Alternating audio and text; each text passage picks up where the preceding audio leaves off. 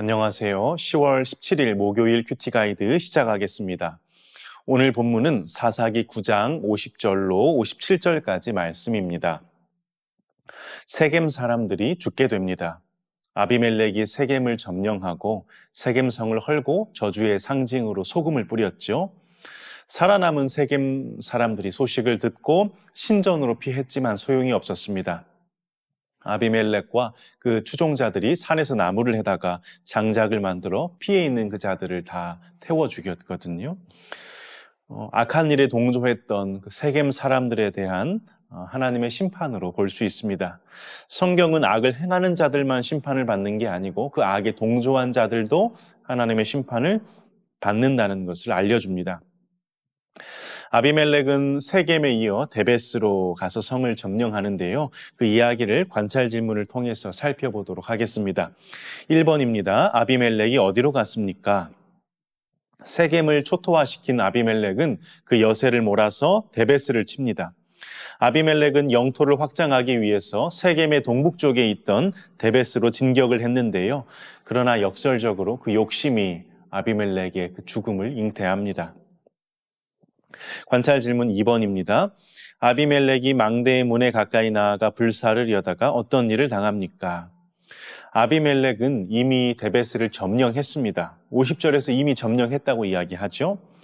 그런데 아비멜렉은 점령한 것으로 끝내지 않고 사람들이 피신해 있던 그 망대, 거기를 공격해서 숨어있던 사람들을 내가 다 죽이겠다, 처단하겠다.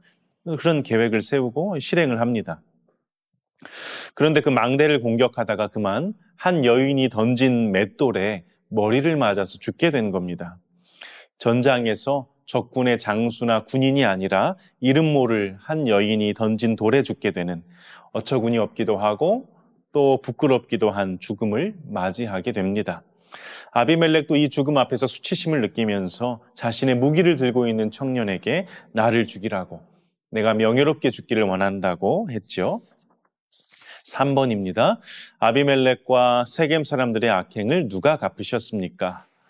아비멜렉이 그 형제 70명을 죽인 것, 그 악한 행동을 하나님께서 이렇게 갚으셨고, 또 세겜 사람들의 악행을 하나님께서 좌시하지 않으셨고 갚으셨다. 성경은 기록합니다.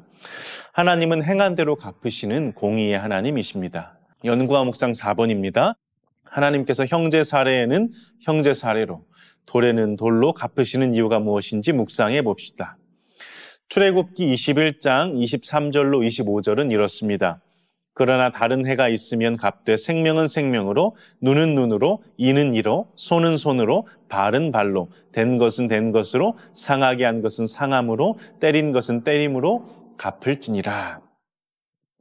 하나님은 율법을 통해서 이렇게 말씀하셨는데요. 사랑의 하나님이 이렇게 똑같이 갚으라 하신 것을 보면 의아하기도 하지요. 하나님의 성품은 사랑입니다. 우리에게 이렇게 하지는 않으세요.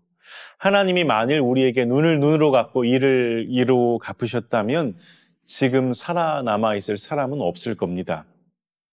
그럼에도 사람들끼리 서로 간에 이런 율법을 만들어 두신 이유는 공의와 또 공평한 처벌을 확립하기 위해서 그렇습니다. 이러한 법을 둠으로 개인적인 복수심을 억제하고, 보통 복수라는 건 하나를 빼앗기면 둘을 빼앗아 오는 걸 가리키거든요. 이런 과도한 보복을 막고 형벌의 한계를 분명히 해서 사회의 질서를 유지하고 정의를 이루시기 위해서 이렇게 두신 겁니다. 이를 공적인 법 체계로 두시고 공평한 처벌, 죄에 대한 처벌이 적절하고 균형 잡히게 진행되도록 하기 위함입니다. 하나님의 공의의 성격이 잘 드러나는 것이죠. 마지막 적용 5번입니다. 행한 대로 갚으시는 하나님이시지만 독생자이신 예수 그리스도로 죄의 값을 대신 치르게 하신 하나님의 은혜를 생각하며 감사합시다. 그럼에도 하나님께서는 용서와 사랑의 하나님이시죠. 하나님은 죄에 대해 공의로 심판하시지만 동시에 그분의 크신 은혜를 통해서 죄의 값을 대신 치르도록 독생자 예수 그리스도를 보내셨습니다. 인간의 죄에 대한 합당한 대가는 사망이지만 하나님은 예수님의 십자가 죽음을 통해 그 대가를 치르게 하시고 인간에게는 은혜와 구원을 베푸셨습니다. 이는 하나님의 무한한 사랑과 자비의 표현입니다. 구원을 받을 만한 아무런 자격도 조건도 갖추지 못한 우리에게 그저 영원한 생명과 구원을 선물로 주신 거지요.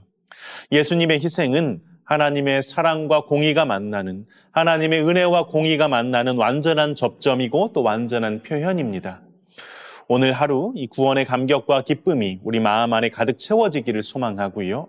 내가 어떠한 상황이 있든지 어떤 어려움을 만나고 있든지 그럼에도 불구하고 하나님의 나라를 허락받은, 영생을 허락받은 우리 마음에 기쁨이 솟아나고 또 감사가 고백될 수 있기를 간절히 소망하며 또 주님의 이름으로 축복합니다.